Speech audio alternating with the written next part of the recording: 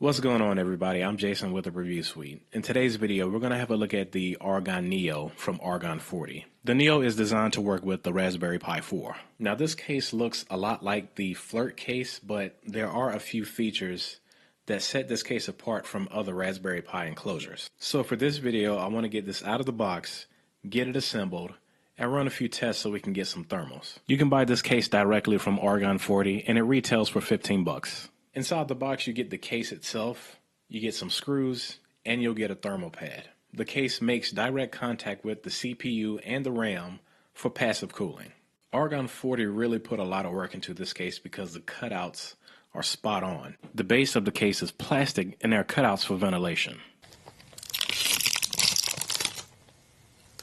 So what's great about the Neo is that a section of the top plate is removable. This gives you access to the GPIO pins, Power over Ethernet hat pins, the Pi camera port, and the display port. There's also a section above the USB ports to mount the Pi camera. And to make things easier, all of the pins are labeled. Now before we get into assembly, I want to show you the Argon 1 fan hat. The fan hat works with Raspberry Pi 3B models and the Raspberry Pi 4. The fan hat connects via GPIO and it fits perfectly inside the Argon Neo. The fan hat also includes a power button for safe shutdown and 4 LED lights to indicate fan speed.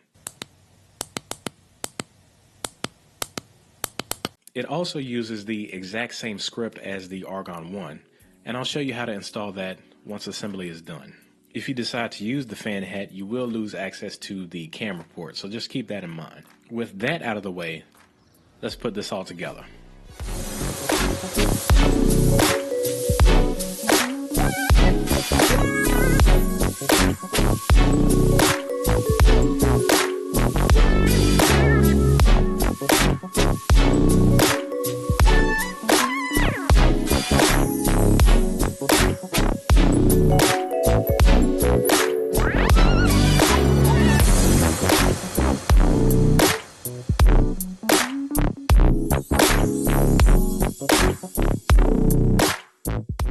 So now that we have the case put together, I'm going to show you how to install the custom script from Argon 40.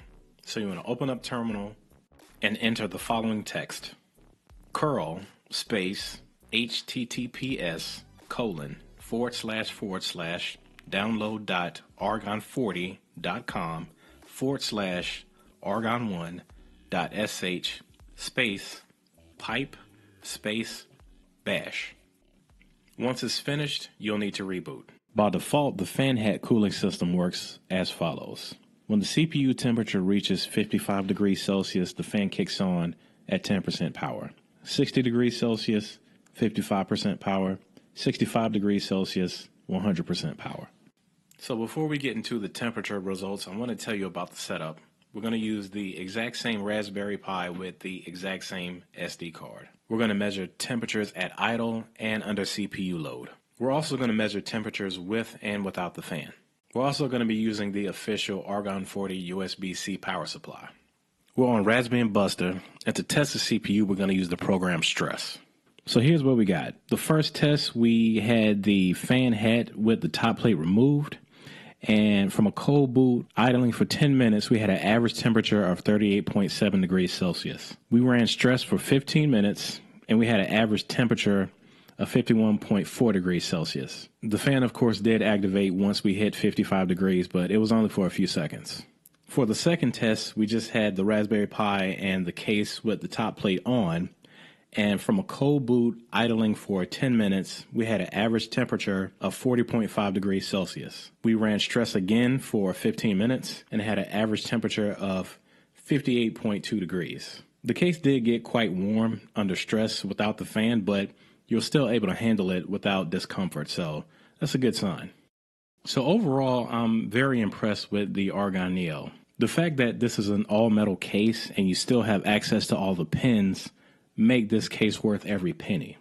I don't have a Flirc case to test or compare this with, but I wouldn't be surprised if the Neo performs greater than or equal to the Flirc case. If you're trying to decide whether or not you should choose the Argon Neo or the Argon 1, it really comes down to the form factor. I personally like the form factor of the Argon 1, but the internal fan can be a bit noisy at high speeds. With the Argon Neo, you have great passive cooling, and if you pair it with the fan hat, you can easily remove the top for passive and active cooling. But that's going to do it for this video, guys. Let me know in the comments below if you want to see more videos like this. I've always been into small form factor computers, and I'm really into single board computers here lately. So if you want to see more stuff like this, let me know. It's definitely out of the scope of the channel, but if you like it, I might do some more stuff. So let me know down in the comments below. If you're new here, please subscribe. Don't forget to hit that bell notification, and I'll talk to you guys on the next one. Peace.